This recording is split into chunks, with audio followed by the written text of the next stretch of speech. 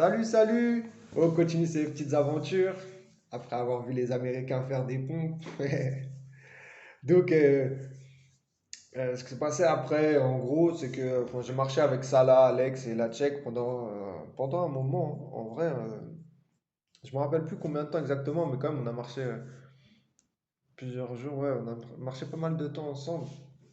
Et, euh, et en fait, après, ce qui s'est passé, c'est que on commençait à rester entre nous. Parce que du coup, on avait notre petit groupe, on s'entendait bien, et on restait entre nous. Et on n'allait pas forcément vers de nouvelles personnes et tout, faire de nouvelles connaissances.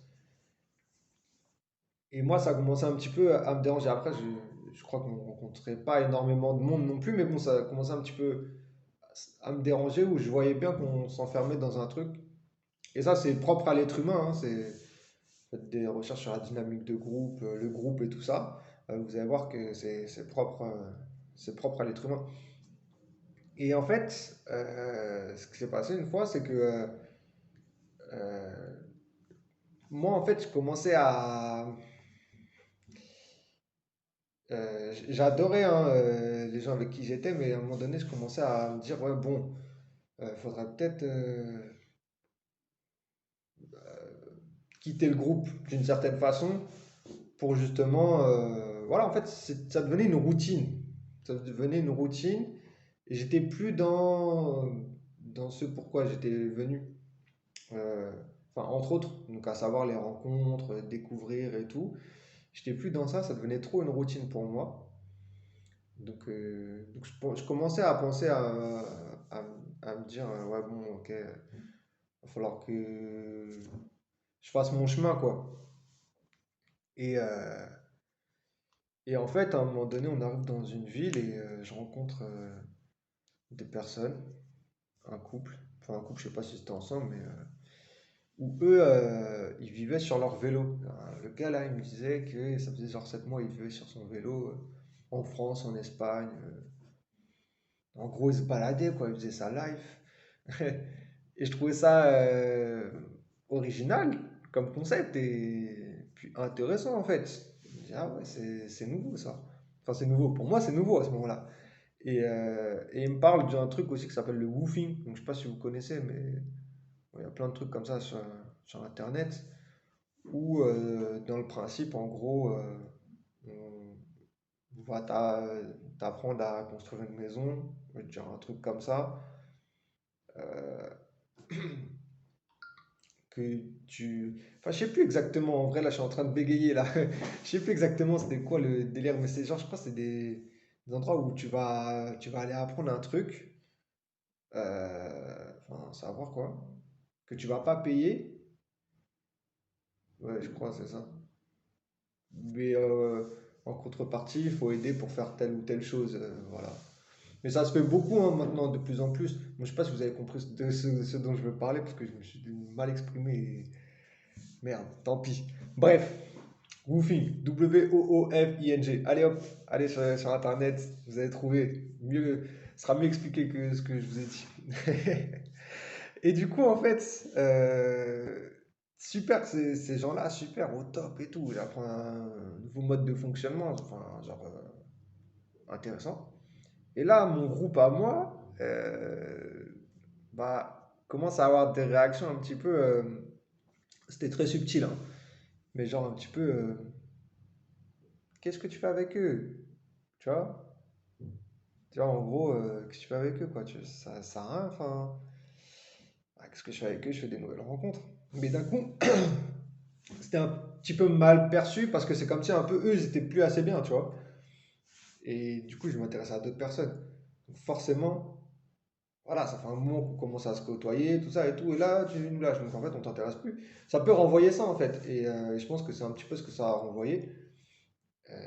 Donc voilà, et puis quand j'ai vu ça, je me suis dit, ouais, là, là, c'est ouais, raison de plus pour partir, en fait, enfin, pour partir pour avancer seul. Parce qu'on s'enferme trop dans une routine où après, bah, du coup, entre guillemets, tu dois des choses aux gens, enfin, entre guillemets, hein. Mais Mais ouais, et puis il y avait ce truc où la prochaine étape, c'était où tu fais en gros 20 bornes, je crois, un truc comme ça, genre une connerie, où tu fais 50 bornes. Et 50 bornes, pour ceux qui marchent beaucoup, c'est un peu une étape mythique où à un moment donné, tu as envie de te tester. Et, euh, et là, ça faisait une bonne semaine, pardon, et qu'on était sur des journées autour de 40 km, un petit peu plus, un petit peu moins. Ou à un moment donné, tu te dis, ah, vas-y, pourquoi pas. Et puis en fait, cette étape, elle était obligée d'être coupée en deux parce que les 20 derniers kilomètres, c'est le désert. C'est le désert pour de vrai. Donc, du coup, ou tu l'as fait méga grande ou tu l'as fait petite. Tu l'as fait en deux fois. Et moi, je me dis, bah vas-y, en fait, là, c'est le moyen, c'est le moment. J'y pensais déjà à faire mon chemin seul. Et là, je me dis, bah là, c'est le moment, c'est le prétexte. Et puis, moi, j'ai envie de tester ces 50 kilomètres. Et eux, ils m'ont pas suivi. Donc, je m'en doutais. Je m'en doutais qu'ils ne suivraient pas. Après, s'ils avaient suivi, ils auraient suivi, hein, tant mieux. Mais je m'en doutais. Et puis, en fait, ça m'a arrangé. Donc, voilà. Et après, bah ouais, quand je suis parti, par contre, ça a été séparation un peu douloureuse. Notamment, Alex, je me rappelle, ça l'avait, ça l'avait touché un peu parce que bah, il s'était attaché. Mais moi aussi, hein. Et puis, je pense qu'il. Je sais pas comment dire. Euh, il était un peu admiratif en fait de mon parcours et il m'avait dit en fait, ouais, moi en fait un jour je vais revenir faire Compostelle, je vais faire comme toi. Donc ça fait plaisir à entendre, mais parce que moi je suis parti tout seul, pris mon sac à dos, je suis parti et 1200 bornes et j'ai fait tout seul et je me suis débrouillé. C'était un petit peu un signe de liberté et de faire ce qu'on veut quand on veut et une preuve aussi de courage, je pense, à ses yeux. Et puis, il voyait que je marchais et tout. Enfin, voilà. Donc, je pense que ça l'a inspiré, et tant mieux. Mais c'est vrai que l'aspiration, du coup, ça a été un peu douloureux. J'avais bien vu que c'était un peu délicat, même pour moi, hein. Mais après, voilà, il faut avancer, hein. C'est la vie. Et puis, c'est comme ça que je suis parti. J'ai quitté ce groupe, avec qui je suis resté en contact après par téléphone. Mais je les ai plus revus. Et ouais, j'ai fait mon chemin. Et du coup, bah, je fais mon étape de 50 kilomètres. L'étape, elle m'a tué. L'étape, elle m'a tué. Franchement, je pensais que ça allait être. Voilà. Je pensais que ça allait passer crème. Ah, c'est passé crème de rien du tout. Je fais. En fait, je fais la grosse partie de l'étape. Ça se passe bien. Et après, je fais la dernière partie de l'étape qui était. Il y avait à peu près 20 kilomètres. Quand je vous dis c'est le désert, c'est le désert. Il y a un chemin au milieu des champs. Tu as trois arbres par-ci, par-là. Il fait chaud, soleil, plein soleil. Et en fait, sur ce chemin, il n'y a rien. Pas d'habitation, pas de ressources d'eau, pas de cabane pour acheter des trucs à manger. Il n'y a rien du tout. Vraiment, c'est vraiment le désert. Sur 20 kilomètres, en plein cagnard. Ah putain. Ah ouais. Eh, je vous jure, ces 20 kilomètres là, ils ont été longs. Au début, ça va. Mais t'en as déjà fait déjà une bonne vingtaine en fait, tu vois. Enfin, et en fait, t'avances, t'avances. Et là, si t'as pas d'eau, c'est chaud, hein. En plus, je crois à un moment donné, j'avais plus trop d'eau. Moi, je faisais attention. J'avais plus beaucoup d'eau, donc du coup, je faisais attention à l'eau que je prenais et tout. Mais il n'y avait pas moyen d'avoir d'eau, pas moyen d'avoir à manger. C'est une étape. Faut, Si à un moment donné vous êtes amené à la faire, cette étape-là, si vous la faites que sur 20 kilomètres, bon, ça va aller. Mais si vous la faites dans une grande étape, franchement, anticipez au maximum, hein, parce que au niveau nourriture et eau, parce que ouais, c'est compliqué. Moi, j'avais pas énormément à manger, en fait, j'avais des petites amandes là, mais vas-y, ça c'est rien du tout, ça c'est temporaire, vraiment c'est temporaire. Et j'ai fait l'étape et c'est vrai que la fin de l'étape, c'était long. Je voyais des gens, et je vous promets, je voyais des gens au loin. Et quand je les vois, je dis, ah, faut que je les rattrape, faut que je les rattrape. Il y avait toujours ce petit. Souvent, quand tu voyais des gens au loin, tu voulais les rattraper un petit peu pour. Ouais, ça te motive, ça t'aide à avancer plus facilement. Et, euh, et j'essayais, j'avançais, je marchais. Et pour le coup, enfin, je marchais vite. J'étais quand même bien fatigué. J'avais une bonne journée dans les jambes, donc je marchais pas si vite que ça, mais j'essayais d'envoyer quoi. Pouf, pouf, pouf, pouf, pouf. J'essaie de les rattraper, je les rattrapais jamais, comme un mirage dans le désert. Vous voyez ce qu'on a toujours eu cette image là, dans les dessins animés et tout ça là, l'oasis que le personnage y voit, ah j'arrive, j'arrive, il n'y a plus d'oasis, l'oasis il est encore plus loin, il arrive, il n'y a plus d'oasis, et en fait, c'était la même chose, je vous jure, c'était la même chose avec ces gens-là, jamais, jamais je les rattrapais, plus je me rapprochais, plus ils disparaissaient, c'est pas possible. Enfin bref, ça me fait trop rire. Et, euh, et du coup, bref, après je suis arrivé et j'ai cherché un logement, tout ça.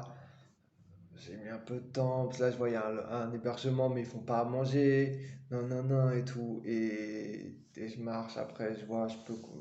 Bref, je suis parti manger dans un truc, mais d'abord j'ai pris mon hébergement. Et en fait, quand j'ai pris l'hébergement, je suis arrivé et j'étais pas bien. Je vous jure, et j'étais pas bien. J'étais grave pas bien en fait. Parce que je commençais à avoir des frissons, je commençais à avoir froid, je commençais mal à la tête et tout. Genre je tombe malade en fait. Et là, je me dis, putain, c'est quoi le truc?